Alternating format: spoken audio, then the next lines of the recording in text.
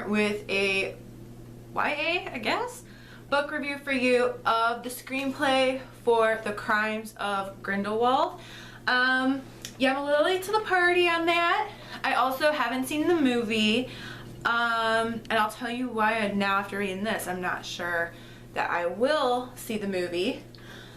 These screenplays read super fast. I've read or reviewed Harry Potter and the Cursed Child and the Fantastic Beasts screenplay on this channel as well.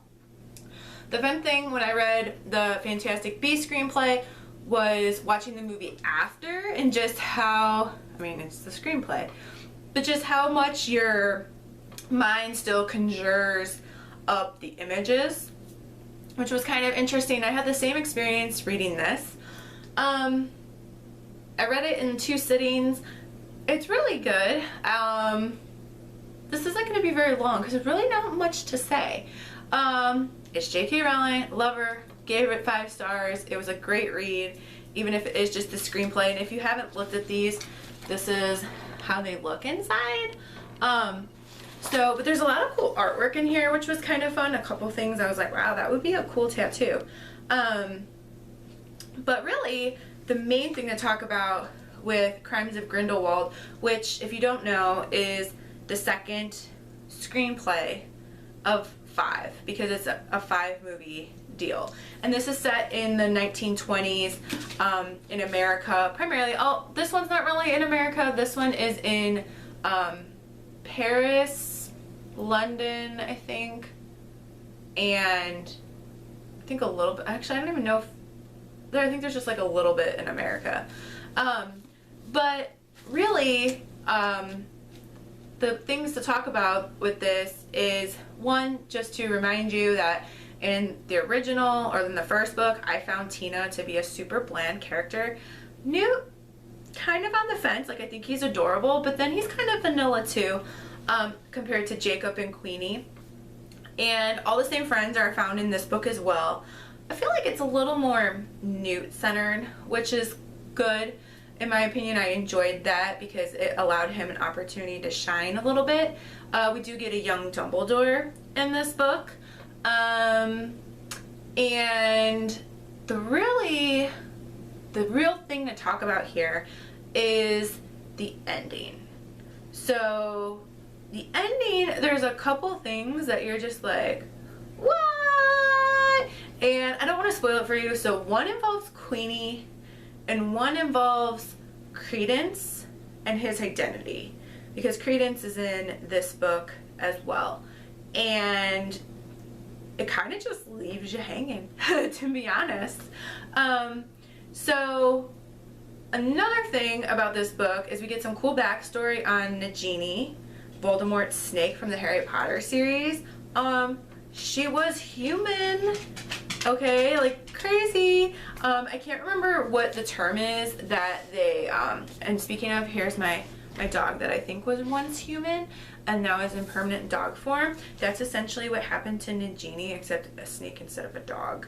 And, you know, J.K. Rowling came up, it's not metamorphosis or metafigure or anything like that. I forget what the word is. I do think it began with an M though. So that's kind of cool.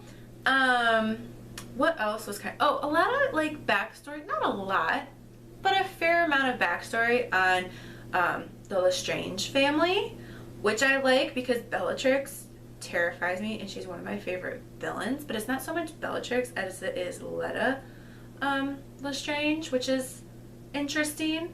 And there's just a little bit more in depth into that as well, and her lineage. So that was pretty cool. But that ending, like, and I wanted to talk to my friend about it, and I was like, oh my gosh, I finished Crimes of Grindelwald and I haven't seen the movie. And she was like, oh my gosh, I haven't read it or seen the movie either. And I was like, well, who am I going to talk to about what happened at the end? So definitely worth a read. It's really intriguing. You know, for me, I just really have in my mindset, like, this is not Hogwarts, this is not Harry Potter, and I don't expect it to be. I feel like it's, I mean, besides Dumbledore, and there's overlap, obviously, because of Grindelwald and things, but, like, to me, like, it's a separate entity. So, in my mind, I'm not really disappointed, and that's how I felt with Cursed Child. I really enjoyed Cursed Child. I wasn't going in expecting it to be Harry Potter, and therefore I was not disappointed. I don't know if that's one of the reasons that other people did not really like The Cursed Child that much. But yeah, I really like this one. I'd actually venture to say that I liked it more than Fantastic Beasts.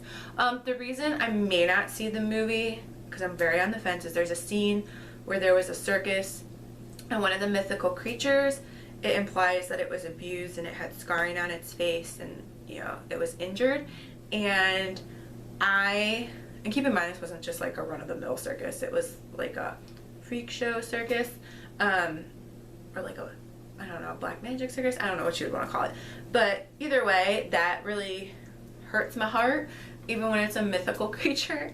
So knowing that, I'm not sure, but the creature isn't just like a one-off. It kind of is around throughout the rest of the book.